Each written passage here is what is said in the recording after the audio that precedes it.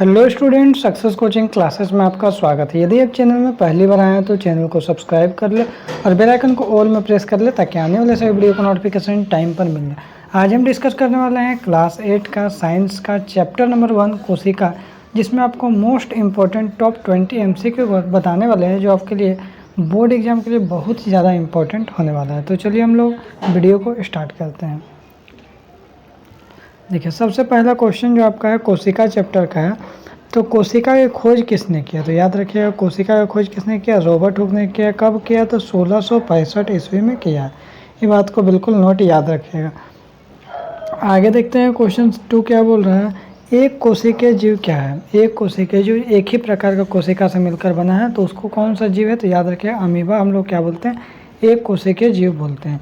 आगे देखिए question number 3 क्या बोल रहा है। कोशिका की खोज कब हुआ? कोशिका की खोज जो हुआ कब हुआ? 1665 ईस्वी में कोशिका का खोज हुआ है। ठीक है, आगे देखते हैं क्वेश्चन नंबर 4 क्या बोल रहा है। जीव की सूक्ष्मतम सबसे छोटा या मूलभूत संरचनात्मक इकाई क्या है? मैंने बोल रहा है जीव की सूक्ष्मतम मूलभूत संरचनात्मक इकाई क्या होता है? तो कोई भी अगर जीव है उसका सबसे छोटा इकाई को हम लोग क्या बोलते हैं? कोशिका बोलते हैं। ठीक है, सेल बोलते हैं।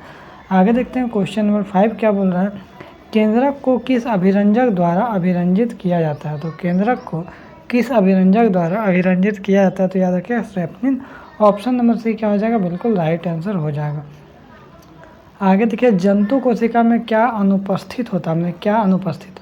तो याद रखिएगा, जंतु कोशिका में क्या अनुपस्थित होता है? तो कोशिका भित्ति इसमें अनुपस्थित होता है। तो फिर कोशिका भित्ति किस में पाया जाता है? तो पादप कोशिका में पाया जाता है। जंतु कोशिका में क्या होता है? अनुपस्थित होता है। ठीक है ना, कौन सा चीज़ नहीं होता है? कोशिका भित्ति नहीं होता है। जंतु कोशिका में कोशिका भित्ति नहीं होता, पादप कोशिका में कोशिका भित्ति होता है। आगे देखिए, क्लोरोप्लास्ट किस में पाया? तो याद रखिएगा, क्लोरोप्लास्ट जो हरा पत्तियों में क्या होता है? क्लोरोप्लास्ट पाया जाता है। आगे देखते हैं, स्पष्ट केंद्रक का अभाव निम्न में से किस में होता है? तो याद रखिएगा, जीवाणु में जो है ना स्पष्ट केंद्रक का अभाव होता है उसमें। ठीक है, आगे देखिए, पौधों की कोशिकाओं का हरा रंग किसके कारण होता है? पौधा में जो कोशिका उसका हरा रंग जो होता है किसके कारण होता है? क्लोरोप्लास्ट के कारण उसमें हरा रंग होता है। जंतु कोशिका में क्या नहीं पाए जाते हैं? तो याद रखिएगा, जंतु कोशिका में प्लेस्टिड जो है ना नहीं पाया जाता है।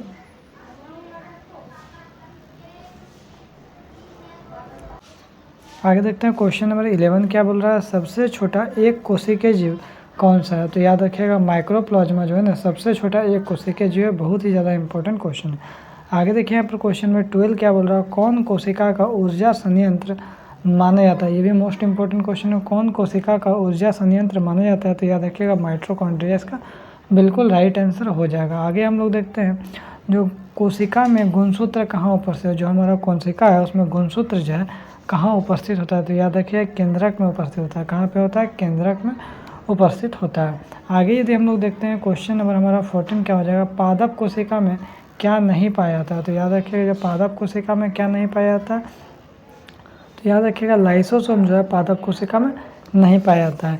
एक जेली जैसा पदार्थ जो कोशिका में पाया जाता है उसको हम लोग क्या बोलते हैं? तो याद रखिएगा, कोई भी एक जेली जैसा जो पदार्थ है जो कोशिका में पाया जाता है उसको हम लोग क्या बोलते हैं? कोशिका द्रव बोलते हैं। क्या बोलते हैं? कोशिका द्रव बोलते हैं। आगे देखिए, बोल रहा है निम्न में से कौन पादप अभिरंजक है? तो याद रखिएगा, स्ट्रेप्निन जो है ना इसका बिल्कुल राइट आंसर हो जाएगा, आपका ऑप्शन नंबर बी हो जाएगा। आगे देखते हैं क्वेश्चन नंबर 17 क्या बोल रहा है। सजीव में आनुवांशिक गुणों का जो है वाहक है कौन है? तो याद रखिएगा, आपका जीन है। क्या हो जाएगा? आपको सजीव में आनुवांशिक गुणों का वाहक क्या हो जाएगा? आपका जीन हो जाएगा। आगे ये देखते हैं, कोशिका कितने प्रकार का होता है? तो याद रखिएगा, कोशिका 2 प्रकार का होता है। एक आपका जंतु कोशिका होता है, एक आपका पादप कोशिका होता है। ठीक है, आगे हम लोग देखते हैं क्वेश्चन नंबर 19 क्या बोल रहा है। कोशिका में कोशिका द्रव के बीच जो खाली संरचना होता है उसको हम लोग क्या बोलते हैं? तो याद रखिए, उसको हम लोग रिक्तिका बोलते हैं। कोशिका में कोशिका द्रव और के बीच खाली संरचना को हम लोग क्या बोलते हैं? रिक्तिका बोलते हैं। आगे यदि देखते हैं,